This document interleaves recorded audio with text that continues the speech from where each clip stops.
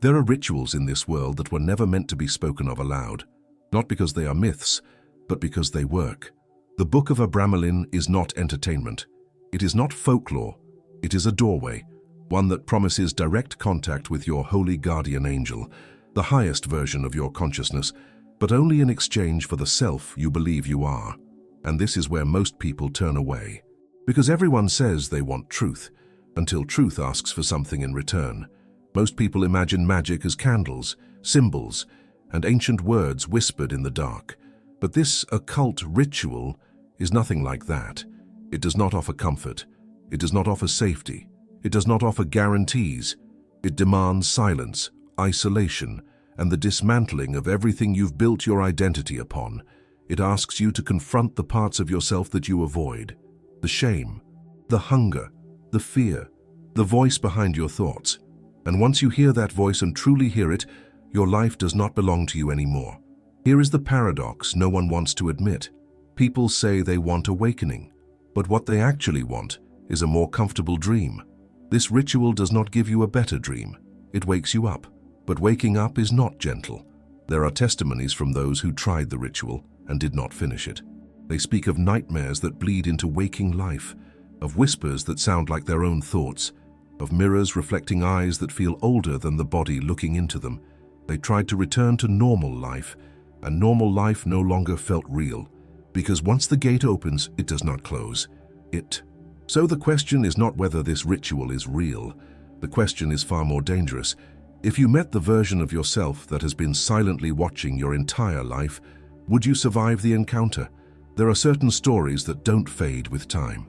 They linger, like a whisper in a dark corridor, echoing even when no one is speaking.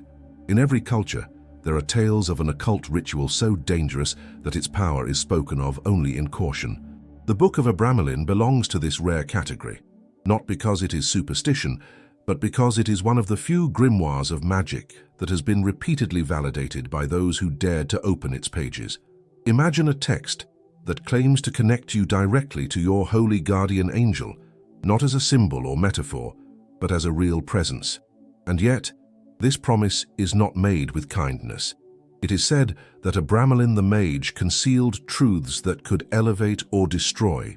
Those who hear about this ritual often feel an inexplicable pull, as if, somewhere deep inside, they already knew this knowledge was waiting for them. Most people falsely believe that forbidden magic is about theatrics, candles, symbols, or dramatic incantations. But the initiated spiritual path always begins long before any sacred word is spoken.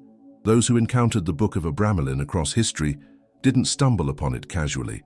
It appears when someone has reached a certain threshold in their mystical journey awakening, where the world feels a step too thin, like something lies just behind the veil. This is where Western esotericism secrets begin to whisper. It is not a text that chooses the curious, it chooses the restless, the seekers who feel something watching them from within, the ones who cannot accept surface-level meaning. The ritual speaks to those who already feel the presence of something calling their name, quietly, insistently, from behind their own thoughts. Many believe that the danger lies in the demon invocation warning that accompanies the text, but the real danger is subtler. The ritual demands sincerity. It demands that you confront who you have become, who you pretend to be, and what you desperately avoid acknowledging. Ancient magical textbooks rarely threaten physical harm. Instead, they dismantle illusions, and illusions are what hold most humans together. A person's identity, their self-image, their narrative, all of these are fragile constructions. The Abramelin operation explained is not merely a set of steps, but a psychological crucible. It strips away masks you didn't realize you were wearing. It demands the question, who are you when no one is watching? And more importantly, who is watching? There are rituals in this world that are harmless precisely because they are false. They are hollow. No spirit listens, no doorway opens, no transformation occurs. People like those rituals because they are safe, predictable, comforting. But the Book of Abramelin does not comfort. It confronts. It promises direct contact with your angel of protection, and yet, in the same breath, warns that such contact is irreversible. Once the door is open, the journey continues, whether one is prepared or not. In this way, the text feels alive, almost sentient. Those who read it often report a sensation that the book itself is observing them, as though evaluating whether they are ready or merely curious. And curiosity alone has never been enough. The idea of a forbidden magic creates fascination, but fascination without discipline is dangerous. Imagine a flame, delicate, beautiful, but capable of devouring everything. The ritual is this flame. It requires humility, honesty, and the willingness to stand naked before one's own spirit. Most people avoid even the smallest discomfort in daily life. They silence their pain, numb their confusion, distract themselves endlessly. How could someone who cannot sit with silence attempt to call upon their holy guardian angel ritual with a steady heart? Those who succeed are not those with knowledge, but those with stillness. And today, stillness is rare, but the whisper continues. Across centuries, across continents, across languages, there are testimonies from monks, scholars, poets, soldiers, wanderers, each describing the same haunting sensation, that the knowledge in this book was already inside them, waiting, as if occult knowledge exposed is not something learned, but something remembered. The ritual does not teach you something new. It reveals a truth you have always ignored. And some truths are so bright, they feel like fire. Fire that cleanses, or fire that consumes. The reason this mystical journey awakening persists is because it speaks to the oldest longing a human being can have, the desire to know who they truly are. Beneath the roles, the scars, the fears, the victories, the mistakes. The Holy Guardian Angel represents that original identity, the first self, the eternal one, untouched by time or memory. And the Book of Abramelin tells us that we can return to it, but every return requires leaving something behind, and what we leave behind is often everything we think we are. And this is where the whisper deepens, because this is only the beginning of the story. The origins of this text are far older and more mysterious than most suspect. In the 14th century, long before the Book of Abramelin became a whisper in the world of forbidden magic, there was a man named Abraham of Worms. He was not a priest, not a monk, not a scholar bound to dusty libraries. He was a traveler, someone who had seen kingdoms fall and faiths rise. He carried questions that no church could answer. His journey led him across markets of Constantinople, stone corridors of monasteries, and ultimately into the burning expanse of the Egyptian desert. It was there that he encountered traces of a rumor, of a mysterious master of Western esotericism secrets, known only as Abramelin the Mage. And the moment Abraham heard his name, he felt something awaken inside him, like a door he did not know existed had just opened. The Egyptians say the desert does not merely test a person, it reveals them. Under the heat of a sun that does not forgive, one cannot hide from themselves. Abraham wandered for days, guided not by map or logic, but by a pull that felt older than the world itself. When he finally found Abramelin, he did not see a sorcerer clothed in spectacle. Instead, he saw an elderly man, quiet, unassuming, with eyes that seemed to hold both infinite patience and an unspoken warning. This paradox is common in true masters of the occult ritual path. They do not announce their power, yet their very silence feels like a thunderstorm waiting to break. Abramelin did not offer knowledge. He demanded proof of desire. He asked Abraham what he feared, what he regretted, what he wished to become. Not one answer impressed him. Only when Abraham admitted that he could not bear living without knowing who he truly was, only then did Abramelin speak of the Holy Guardian Angel ritual. He explained that the ritual was not about commanding spirits, but about confronting the essence of the self. And yet, he also spoke of the demon invocation warning, of the 72 forces that resist transformation. This was not wisdom given freely. It was wisdom wrestled from the soul's deepest shadows. There is an important lesson here. Knowledge was not granted, it was taken, not by force, Marcus, but by sacrifice. Abramelin revealed that to access the ancient magical textbook, one must first betray comfort. Abraham had to abandon everything familiar, his language, his identity, his safety. He had to die before he died, a symbolic death that all initiates must face. This is why the ritual is misunderstood. It does not begin when one opens the grimoire. It begins when a person realizes they cannot return to who they were. And most people, even today, cling desperately to the identities that imprison them. As Abramelin initiated Abraham into the mystical journey awakening, he spoke of angels and demons not as beings out there, but as movements of consciousness. The initiate spiritual path teaches that every force in the universe is reflected inside the human psyche. To call upon an angel is to reveal purity. To confront a demon is to reveal fragmentation. The difference is not moral, it is structural.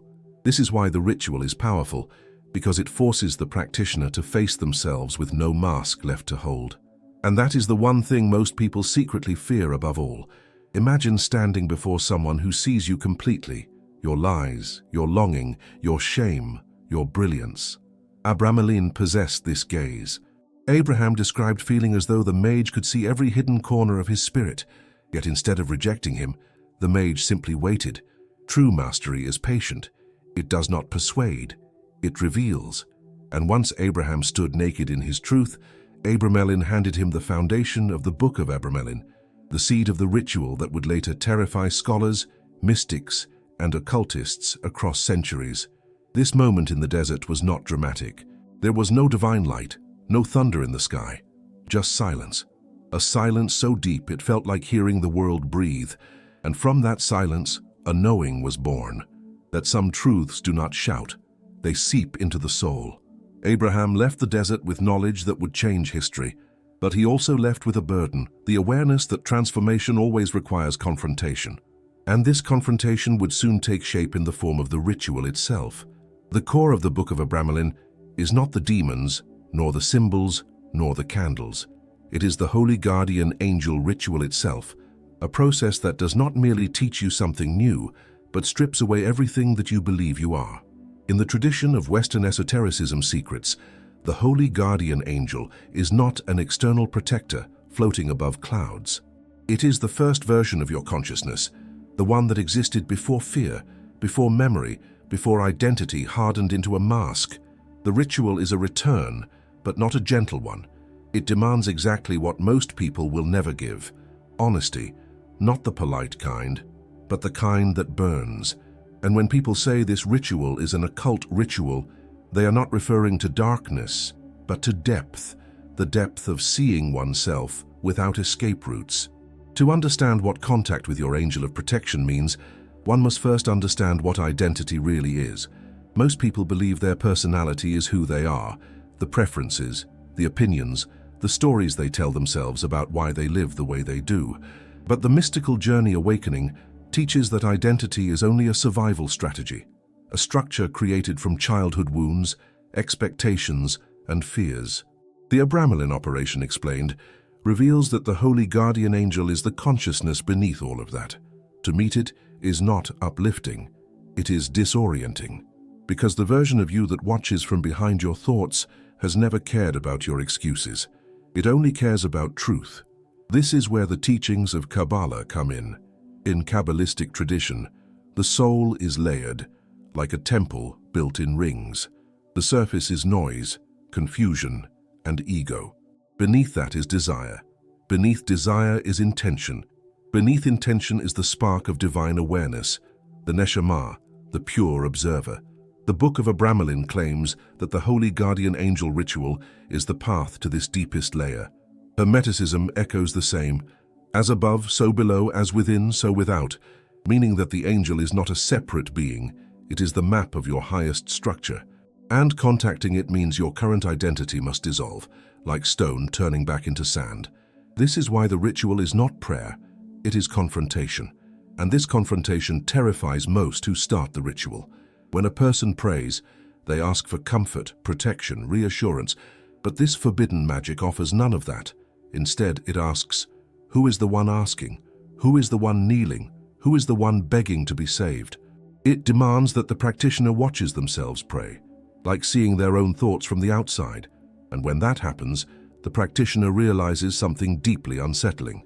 The one who asks for guidance is not the one who receives it. The self splits. One observes, one trembles, and in that split, the angel's voice emerges. An example might help. Imagine someone who spends their entire life trying to be liked. Every word they speak, every choice they make is shaped by the fear of rejection. This person believes their kindness is virtue, But the ritual would reveal that this kindness is a shield to avoid abandonment. The angel would show the truth beneath the performance, and this revelation would feel like standing naked in a storm. The initiate's spiritual path always begins with a heartbreak, the heartbreak of realizing that the person you thought you were was a cage. This is why so many fear the ritual, because it does not improve the self. It destroys the false self. The most misunderstood aspect of the ritual is that it appears simple on the surface. Long meditation, prayer, purification, silence. But simplicity is not ease. Simplicity is exposure. Without distraction, without noise, without escape, the mind reveals itself. Old memories rise.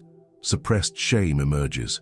The grimoires of magic often warn that before one contacts the angel, one must walk through the desert of the soul, and this desert is internal. It is the space where there is nothing left to protect you from yourself. Most people run when they reach this point, and their running becomes their haunting. Yet, for those who endure, something extraordinary happens. The mind begins to quiet. The breath slows. The internal noise, the constant chatter, weakens. And in that silence, a presence arises. Not external, not foreign, something ancient and familiar. The one who has always been watching. The one who remembers. This is the threshold, the border many never reach. And yet, crossing it is only the beginning. Because what stands between the practitioner and the angel is not purity, but the legions that guard the gate. And it is here that the ritual reveals its true danger and its true purpose. A confrontation not with light, but with everything that stands between you and light. And those forces are waiting. The Abramelin operation explained requires 6 months of absolute inner discipline, though some manuscripts insist the true operation originally lasted 18. The Book of Abramelin outlines a period of purification, but not the superficial kind most people imagine. It demands isolation, silence, and the dismantling of every distraction that keeps the mind comfortably numb.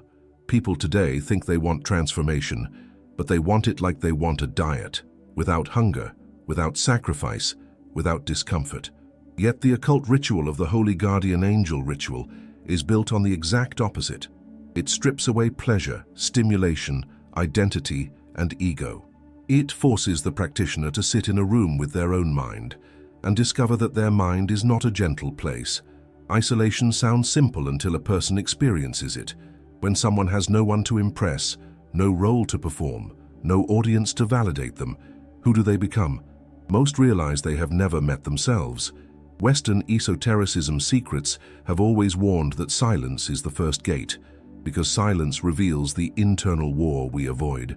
Without social distraction, every suppressed memory rises, every shame returns, every fear becomes loud. It is here that people attempting the ritual begin to fracture, not because anything supernatural has happened yet, but because the personality they have built cannot survive without attention. The ego begins to scream. Purity of thought does not mean thinking pure things. It means becoming aware of the source of thoughts themselves. The ritual requires the practitioner to watch their mind like a flame in darkness, to notice how thoughts arise, how they spiral, how they manipulate emotion. This kind of observation is brutal, to see how often one lies to oneself, to see how often desire disguises itself as virtue.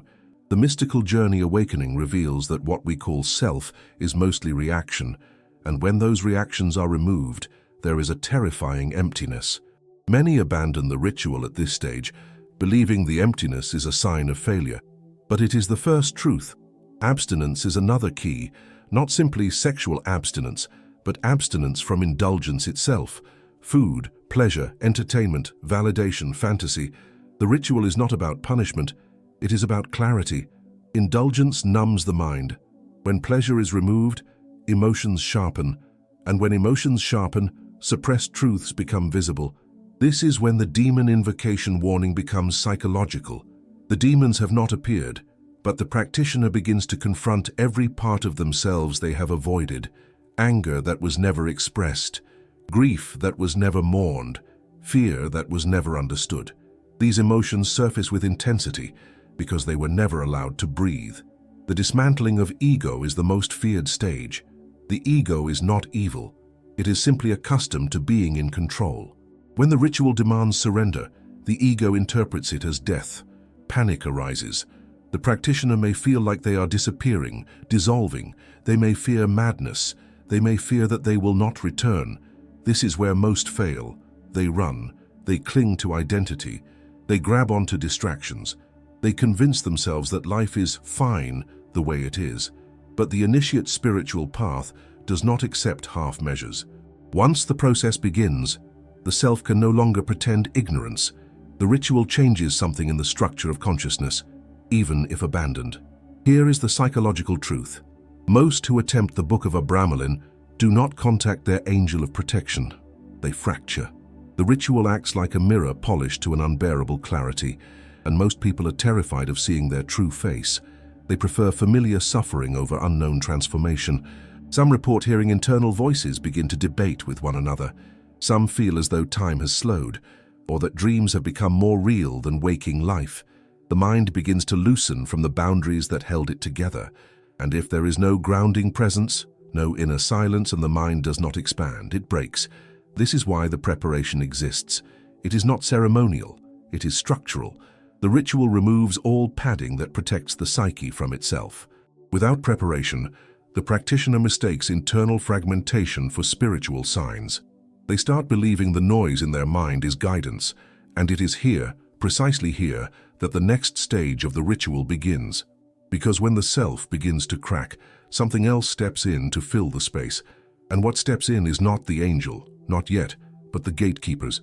Every occult ritual that attempts to elevate consciousness must first pass through its own shadow. The Book of Abramelin warns of 72 rebellious spirits, but this warning is not what most assume.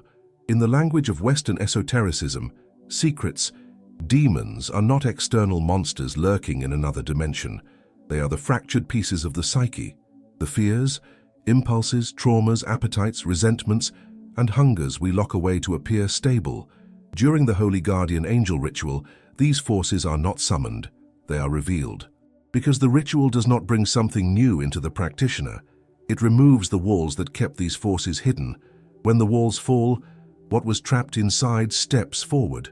The 72 spirits are described as gatekeepers, not because they protect something sacred from the practitioner, but because the practitioner cannot meet their angel of protection while still fragmented.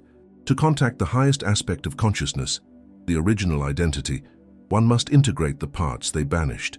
This is where the demon invocation warning becomes deeply psychological.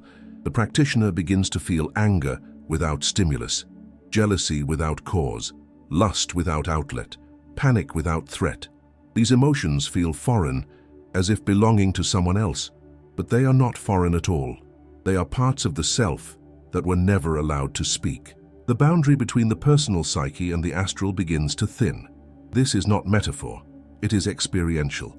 Dreams become vivid, symbolic, sometimes disturbing. Sleep no longer feels like rest but like descent. The practitioner may begin to see shapes in darkness or hear faint whispers during meditation. These expressions are not hallucinations. They are psychological communication. The mystical journey awakening teaches that when the inner world becomes louder than the outer one, the psyche is restructuring, and restructuring is rarely gentle. The more one resists, the stronger the shadows become. Here is the hidden implication that many fear to acknowledge. The demons are not trying to harm the practitioner. They are demanding recognition. Each one holds a memory, a wound, a belief, a pattern. They are guardians of the identity the practitioner has built, and identity does not dissolve willingly. The grimoires of magic describe these spirits as rebellious, not because they oppose light, but because they oppose change. Their existence relies on the old self remaining intact. The emergence of the Holy Guardian Angel ritual threatens their survival, so they resist, they distort, they seduce, they distract, they imitate insight to prevent transformation. This is why the ritual feels like psychological warfare, not because something external is attacking, but because the practitioner is now witnessing the battle that has always been happening inside, but was previously hidden beneath distractions, habits, noise, and routine. The initiate spiritual path is not about acquiring power. It is about reclaiming the power one unknowingly surrendered. And reclaiming power requires confronting what stole it, often with your permission. This confrontation is terrifying, not because of its intensity, but because of its familiarity. The practitioner begins to realize, I have met these demons before, in arguments, in addictions, in obsessions, in silence. The boundary between inner and outer reality becomes fragile. Reflections begin to feel alive. The practitioner may feel watched, even when alone, not by external entities, but by the parts of themselves they refuse to acknowledge. The Abramelin operation explained texts describe mirrors as dangerous during this phase, not because a demon will appear, but because the practitioner may see their own eyes differently, too aware, too ancient, too honest, and that honesty can be unbearable.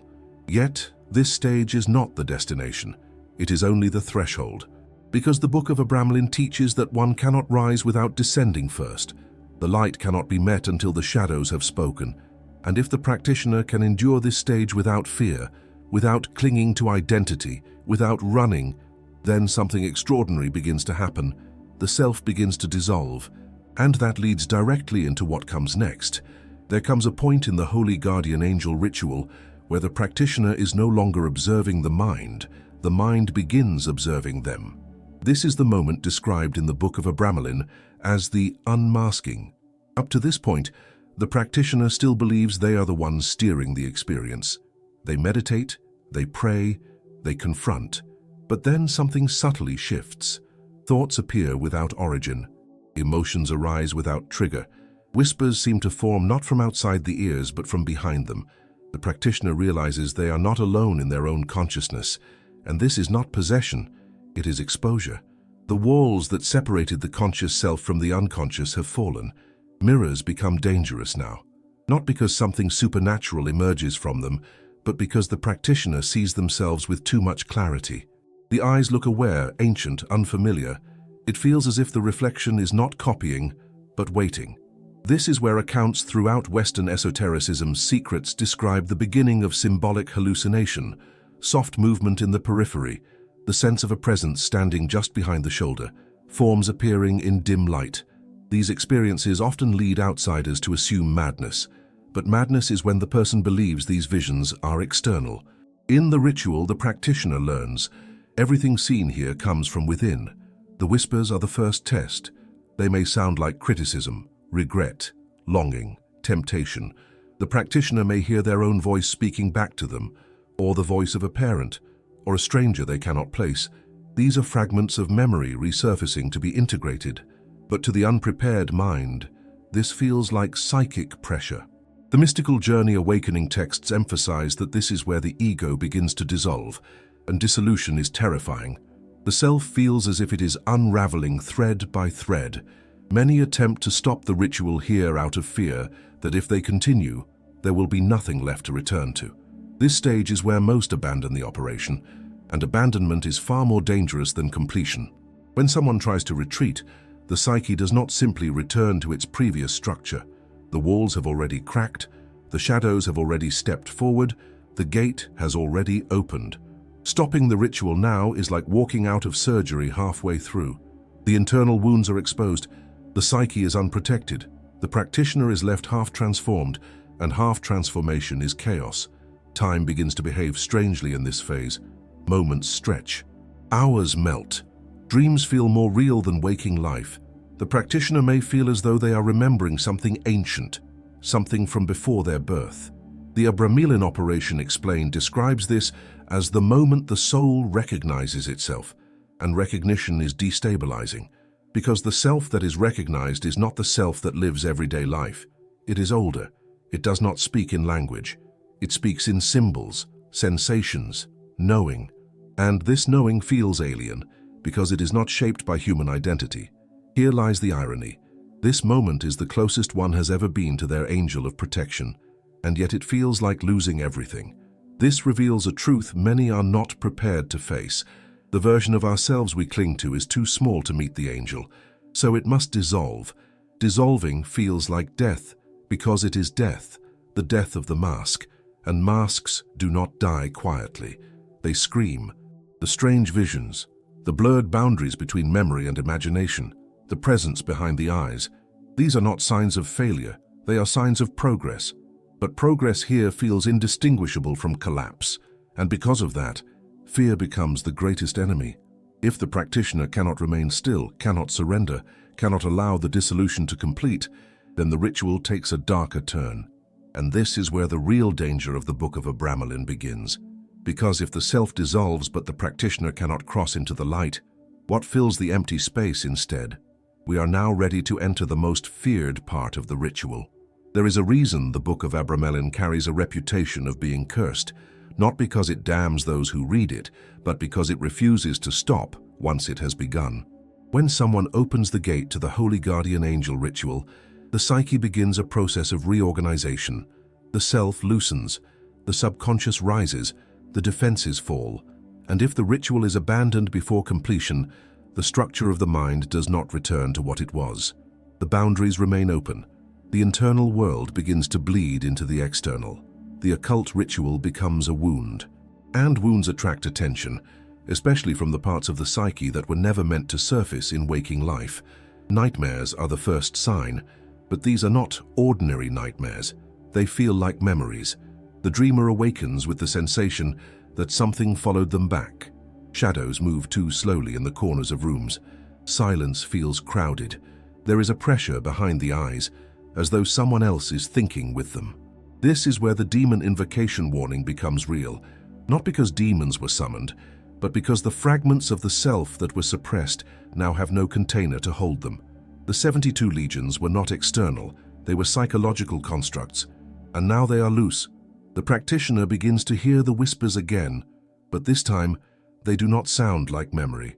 They sound intelligent, intentional. They imitate familiarity.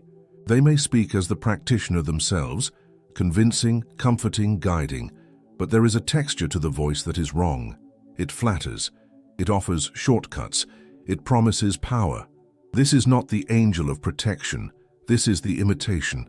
In Western esotericism secrets, it is said that the shadow always speaks first.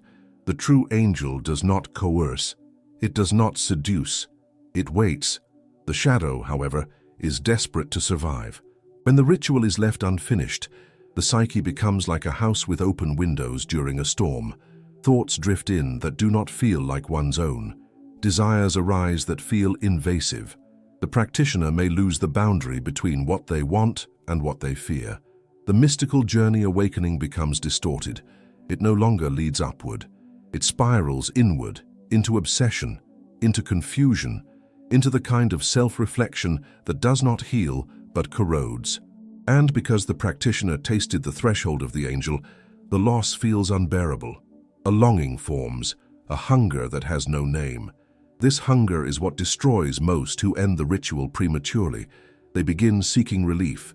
They turn to compulsions, substances, obsessions, relationships, anything to quiet the internal noise. But none of these work, because the noise is not external. The Abramelin operation explained texts warn, once the door is open, nothing external will satisfy the soul again. The practitioner has seen the possibility of their true identity, and failing to reach it becomes a torment deeper than fear. This is the silence that becomes unbearable, the silence that does not comfort, it accuses. In this state, the shadows of the psyche begin to imitate the angel. This, above all, is the true curse. The practitioner begins to believe they are being guided. They may feel chosen, elevated, destined. They begin to receive messages, but the messages are reflections of their fears, not their essence. The voice tells them what they want to hear, or worse, it tells them what they desperately fear is true. This creates a psychological inversion where the person believes they are awakening, when in truth, they are losing themselves. This is why Abramelin warned that the ritual must never be interrupted. Completion seals the psyche. Completion restores the boundary. Completion allows integration, but abandonment leaves the inner world raw, exposed, permeable. And the longer one remains in this state, the harder it becomes to return. Some never return. Some live the rest of their lives haunted not by entities, but by their own unclaimed self. And this leads to the question very few dare to ask. What then is the true identity the angel reveals? And why does it terrify the human mind? Most people imagine the holy guardian angel as a divine protector, a comforting presence of light. But this is a misunderstanding, a dangerous one. In the Book of Abramelin, the angel is not a being separate from the practitioner. It is the highest possible version of consciousness, the self before fear, identity, trauma, personality, memory, and story. The self before you became you. This is why the occult ritual feels terrifying. The practitioner is not meeting a stranger. They are meeting the version of themselves that has been watching them from behind their thoughts since the moment they were born. This presence is not sentimental. It does not bend. It does not comfort. It reflects truth without distortion. And truth, when seen without filters, can feel like violence. In Western esotericism secrets, this angel is described as the double, the silent witness, the consciousness that does not age, does not panic, does not desire. It is the you that exists when the story ends. But meeting this self is disorienting, because the identity we think of as who we are is a mask, a temporary survival construct. When the practitioner stands before the angel, the mask cannot endure. And when the mask dissolves, it feels like death. This is why so many fear the holy guardian angel ritual. It does not improve the personality. It destroys the personality. Only then can clarity emerge. Here lies the philosophical key. The angel is not gentle because truth is not gentle. Truth dissolves everything artificial, every attachment, insecurity, ambition, narrative. The practitioner begins to see that their joys, fears, loves, traumas, and dreams were not them, but responses to environment and memory. This realization is liberating, but only after it is devastating. Before liberation, there is grief. Grief for the self that never truly existed. The mystical journey awakening teaches that enlightenment is not addition, it is subtraction, removing everything that obscures the original consciousness beneath. Hermeticism describes this original consciousness as the point where the divine observes itself through the human, meaning the angel is not something you become, it is something you remember. Every time you felt that strange sense of awareness behind your own thoughts, the watcher who notices the thinking, that was the angel. It has always been there, waiting.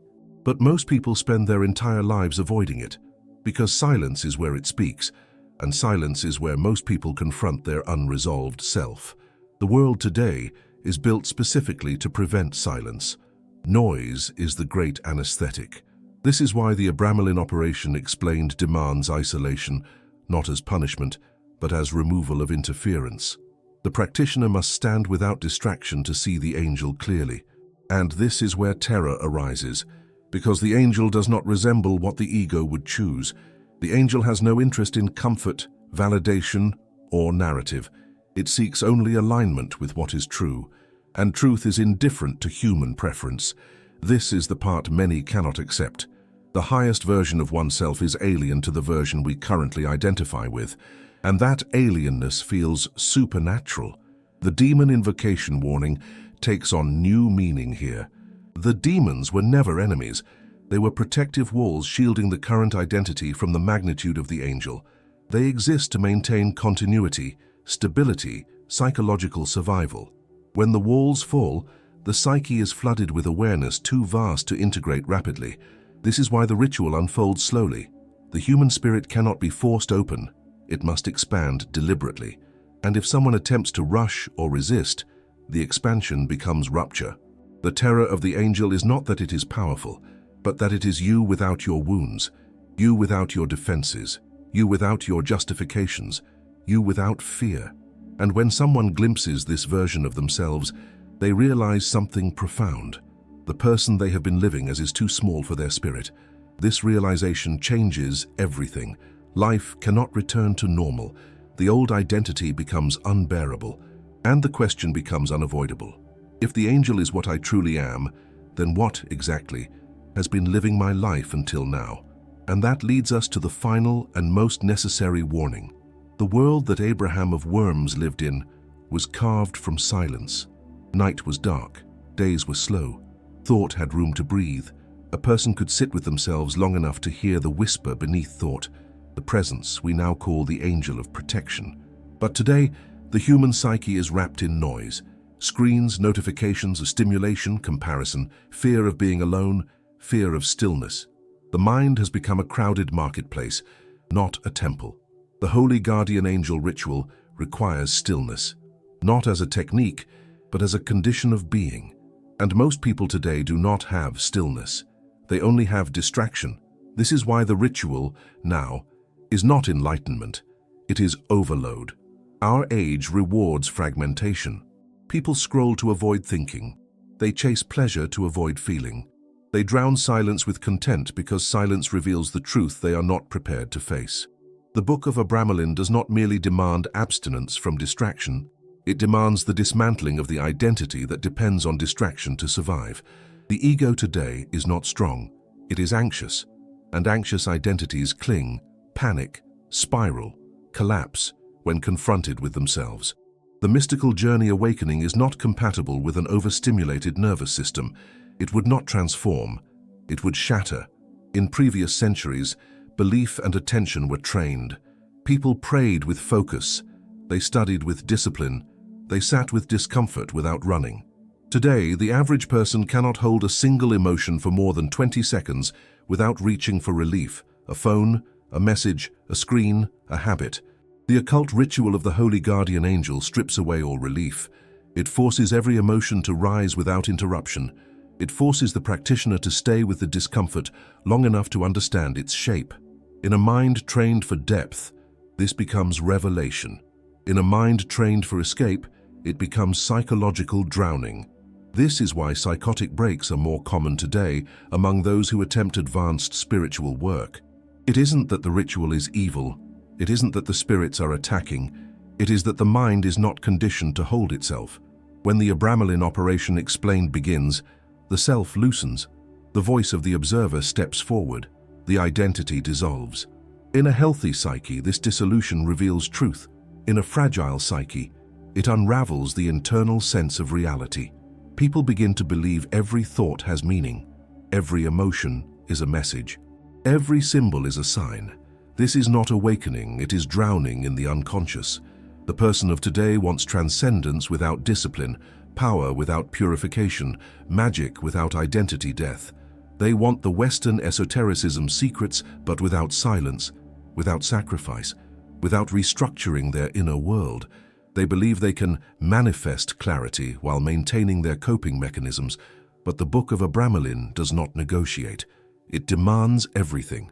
And most people today have built their identity on avoidance. Avoidance of grief, avoidance of emptiness, avoidance of the parts of themselves that feel too large, too painful, too real. The ritual would bring all of that to the surface at once. This is why, more often than not, attempting the ritual today does not lead to contact with the angel of protection. It leads to identity collapse, to a self that has been opened but not held, to a mind that has been exposed to truth but cannot integrate it. The result is not enlightenment, but existential disorientation. And once a person has seen that their identity is a mask, it is almost impossible to pretend the mask is real again. Life does not return to normal. It cannot. This is the reason the text has been feared, guarded and whispered instead of preached. It is not cursed. It is simply too true for the modern mind to survive unchanged. And the question that remains, the question the ritual forces upon anyone who even contemplates it, is the one no one wants to ask. If you are not the self you think you are, then who is living your life? The only answer lies in the final threshold, the last and most dangerous question the initiate must face. There is a silence that follows all of this, a silence deeper than thought, deeper than belief. The Book of Abramelin does not ask its reader to believe in angels or demons. It does not rely on dogma, religion, or blind faith. It simply places a mirror inside the mind and asks, what is watching? The practitioner realizes that every mystical symbol, every occult ritual, every prayer or invocation has been directing them toward a single confrontation, not with the supernatural, but with themselves. The Holy Guardian Angel ritual is a doorway, but the one who stands on the other side has been present since the beginning, and the moment one understands this, the air changes. Reality feels thinner. The familiar becomes strange. The internal observer steps into focus. The final warning is subtle. It is not loud. It is not dramatic. It is the quiet realization that once the question is heard, it cannot be unheard. The mystical journey awakening does not begin when one performs the ritual. It begins when one recognizes the watcher within. At this point, life itself begins to rearrange. Conversations feel different. Desires shift. Old pleasures lose their flavor. The world feels like a dream that one has suddenly awakened inside of. This is where the text becomes dangerous. Not because it introduces something foreign, but because it reveals something that has always been there, unseen, waiting. The danger is perception. The initiate begins to understand that the enemy was never demons, nor spirits, nor the astral. The true confrontation has always been with the patterns that shape identity, the fear of being alone, the desire to be approved of, the terror of meaninglessness, the hunger for permanence. These are the demons spoken of in Western esotericism secrets, the guardians standing between the practitioner and their angel of protection. To pass them is to surrender everything comfortable, everything known, everything familiar, and this surrender cannot be performed halfway. The Abramelin operation explained leaves no room for negotiation. It is all tune or nothing. The text ends not with instruction, but with a question. The most dangerous question a human being can be asked.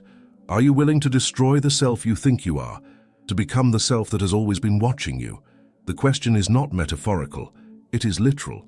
It asks whether the practitioner is willing to lose their identity, their story, their personality, their attachments, their name. It asks whether they are prepared to see life through the eyes of the one who has been silent all along. Most people will answer no, not consciously, but through avoidance, distraction, and clinging to what feels familiar. The ritual respects this refusal, but it does not forget. For some, however, the question ignites something. A memory, a recognition, a feeling like déjà vu that has no origin, the sense that the self behind the eyes is older than the body, older than the mind, older than time.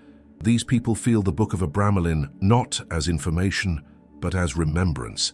It is not something they learn, it is something they recall, and recalling it is both a blessing and a burden, because once the self remembers itself, it cannot return to sleep. The world becomes a classroom for the initiate. Every emotion becomes a symbol. Every silence becomes communication.